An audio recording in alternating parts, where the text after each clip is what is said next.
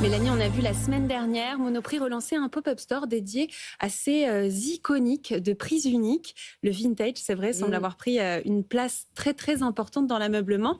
Qu'est-ce que ça raconte du marché aujourd'hui ? Bien, à l'heure actuelle, la nostalgie, ça devient un véritable moteur économique. On l'a vu donc avec le pop-up store, vous l'évoquiez, de Monoprix. Ça leur a permis de rééditer un certain nombre d'objets iconiques des années 70. Et également, Ikea, typiquement, ressort sa gamme Knit Verkade. Absolument. Et donc, ça permet de retrouver tout ce design 70s. Donc, c'est complètement adapté. Comment ça se traduit ça concrètement dans le marché ?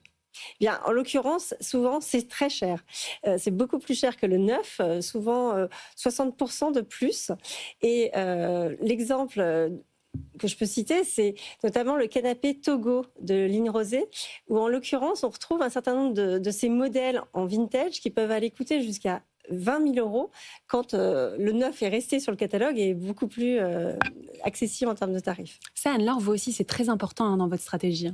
Alors, effectivement, on a cette famille de produits qu'on remet au goût du jour. Et on s'est rendu compte que certains de ces produits étaient effectivement vendus sur le marché de la seconde main assez cher. Et comme on veut qu'ils soient accessibles pour tout le monde, on les remet dans notre gamme à disposition de nos clients. Et effectivement, chaque année, on réédite un certain nombre de Vous avez produits. vos best-sellers, vous pouvez nous citer un ou deux exemples ? Dans nos best-sellers, vous voulez dire vintage ? Vintage, oui. Alors, on a... alors, je ne sais pas les noms en suédois, je ne suis pas... Ah oui, c'est vrai que je vous pose une colle là. Ouais. Non, mais en tout cas, vous avez un siège. Il me semble que vous faites en plusieurs coloris. Absolument, en vert. on a un siège qu'on fait en vert et en orange et qu'on a sorti en noir et qu'on va continuer à développer. On a des lampes vintage également.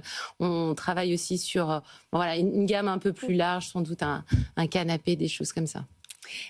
On parle de l'ameublement, mais ça ne concerne pas que l'ameublement, cette mode pour le vintage. Non, complètement. On retrouve ça dans tous les univers de consommation.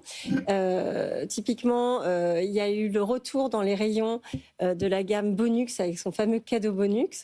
Oui. C'est plus de 2 millions de bidons qui ont été vendus depuis le retour dans les rayons. L'autre exemple, c'est Merveille du Monde avec son chocolat et ses images d'animaux à collectionner. Là encore, un véritable succès auprès des consommateurs et finalement une gamme qui va s'étendre vers le petit déjeuner, par exemple. Et puis sur un tout autre domaine, on va retrouver McDonald's qui fête ses 40 ans de présence sur le marché français et qui, dans ce cadre, a organisé une grande vente exceptionnelle la semaine dernière au Puce de Saint-Ouen avec des objets vintage de la marque. Et donc ça a été plus de 1800 objets qui ont été vendus. Et à quel prix ? Alors ça, je ne saurais pas vous dire. Mais un prix, on imagine... Oui, peut-être un peu moins accessible. Merci beaucoup. On passe tout de suite à notre start-up.